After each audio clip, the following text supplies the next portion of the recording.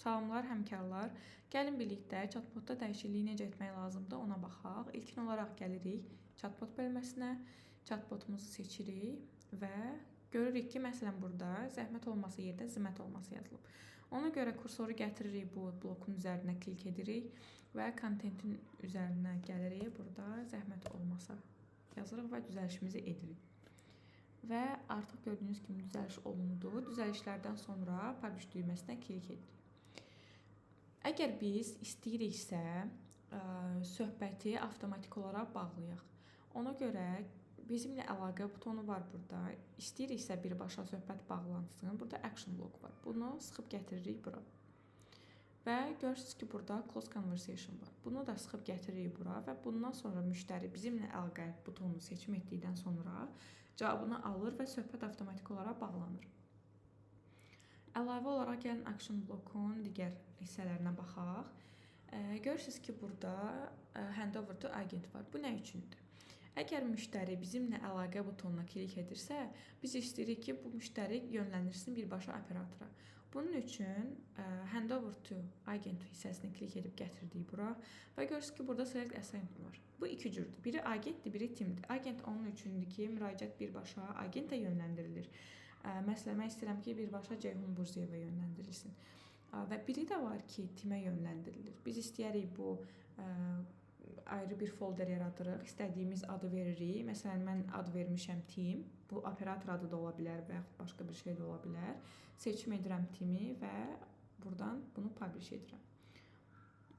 Publish olmadı, çünki bu hissələr boşdur. Gəlin elə buradan davam eləyək. Burada başqa action bloku seçib yeni gətiririk bura. Gördüyünüz kimi burada var add tag bölməsi.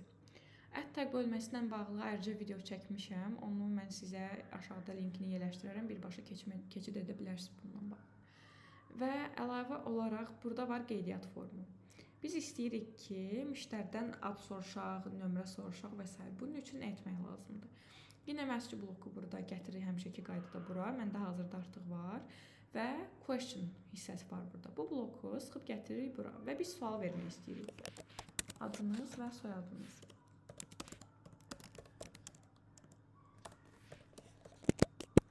Birinci sualımız artıq hazırdır. Buradan biz seçim edə bilərik ki, bu nömrədirmi, addımı və s. Full name soruşuruq deyə burada full name seçim edirik.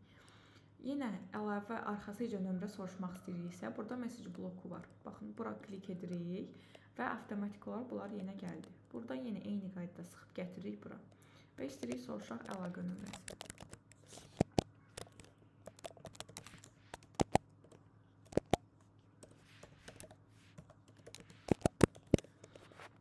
Və buradan fon seçim edirik.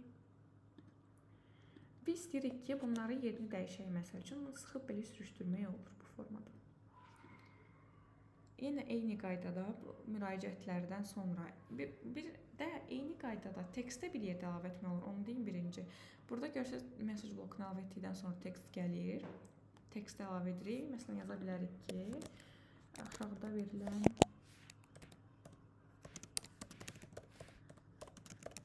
suallara cavab verməyinizi xahiş edirik.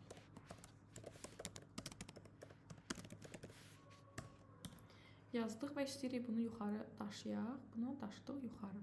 Bu formada edə bilərik və yenə də eyni qaydada istəyiriksə bu müraciətlər birbaşa getsin operatorun özünə. Eyni qaydada seçim edə bilirik. Və proseslər tamamlandıqdan sonra burada publish düyməsi var. Bura